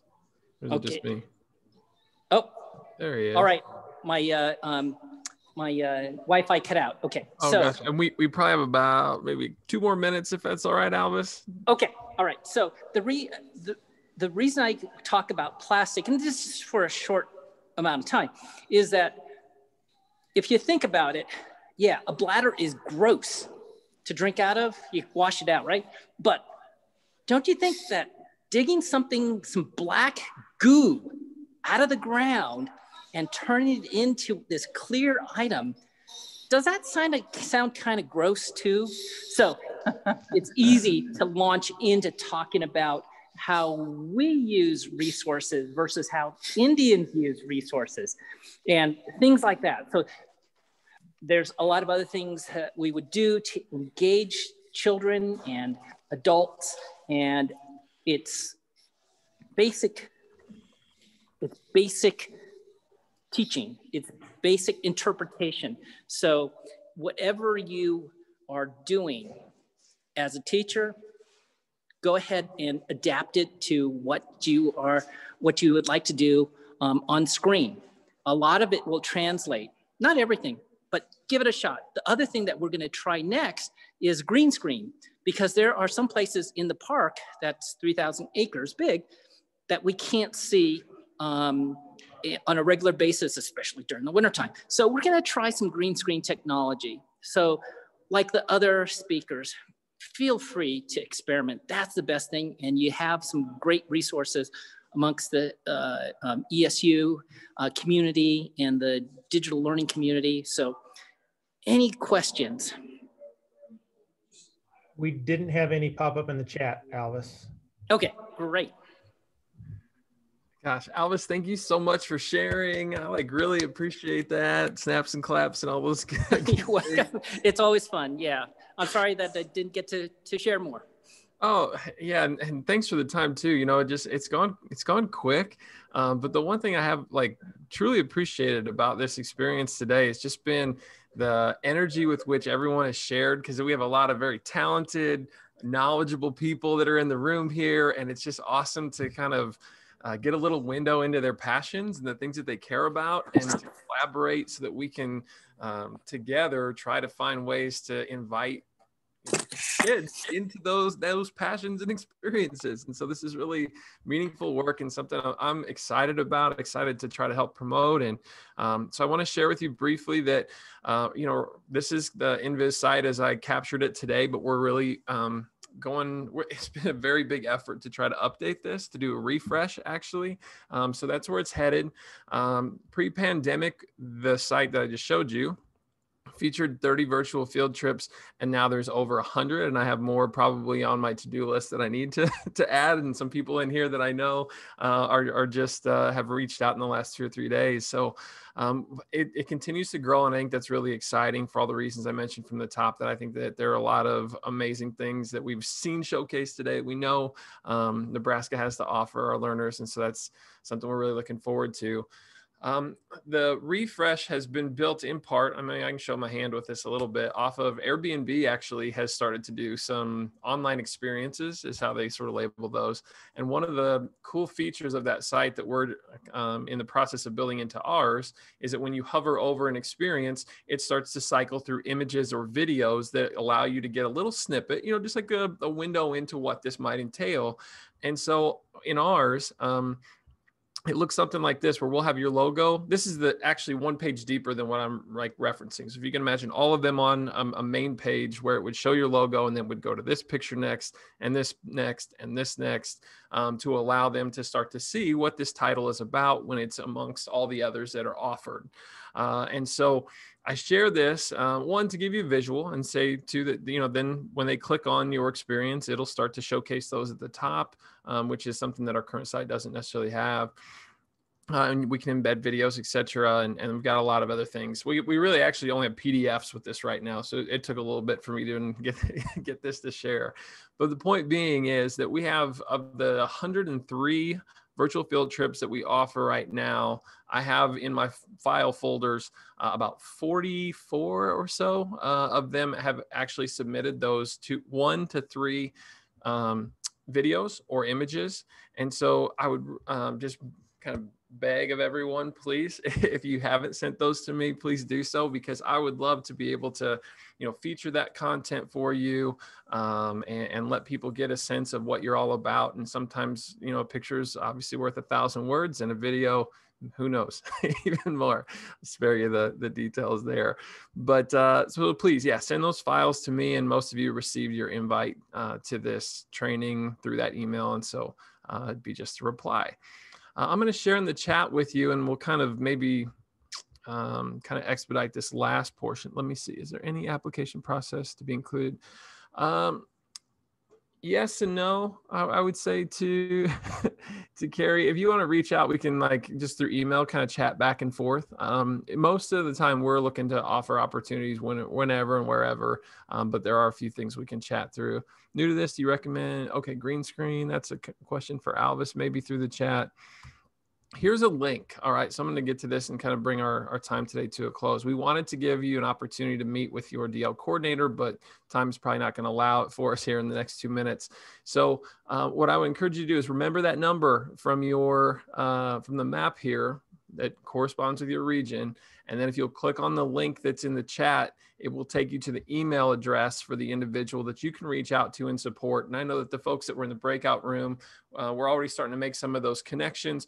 That is our role here in the ESU, is that we want to make sure that if you need to do a trial run just to test it so you feel comfortable with your technology, and a couple, let's do that. If you need a couple ideas, tips, tricks, things to help you out, certainly more than happy to be those collaboration partners with you in designing your experience. So I am going to briefly bring this up. Our vision is, because typically this is a full day-long training, at least that's my understanding, and we got 2 hours, and we got a lot during this time today, that we're going to try to run back something more like an hour in duration, with a little bit more specific to the topics that you might want us to explore further. So if you would either in the chat or email me some of those topics that you'd like to see us put together for upcoming sessions in December and January, we'll try to make those opportunities available. So look for future communication about that through your email. So again, add that to the chat if you would while you're thinking about it, or an email, that'd be awesome.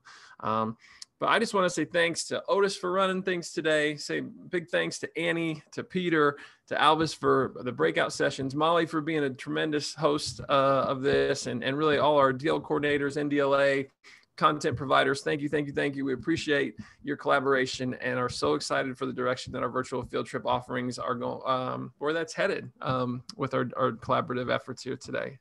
One last thing coming in from the chat, Tracy at the Willa Cather. Biggest challenge is, and has always been, how to make sure we get information in front of the right teachers when direct outreach is iffy due to school email changes or other things. Get a hold of your ESU DL coordinators. We have easy access to folks. I know Annie just sent out, as an example, Annie just has been sending out stuff that they've been doing on a monthly basis.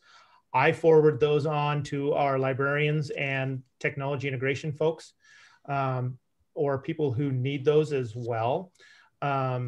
So reach out to the issues. We have access to those teachers very, very easily to get them information for you. We share with them the NVIS site as well, or if you just have little one-off things that you want to share, that's maybe, a birthday celebration or an anniversary celebration, or, the science behind Thanksgiving dinner like Annie's having coming out here, or the combination, the elephants deal this last spring.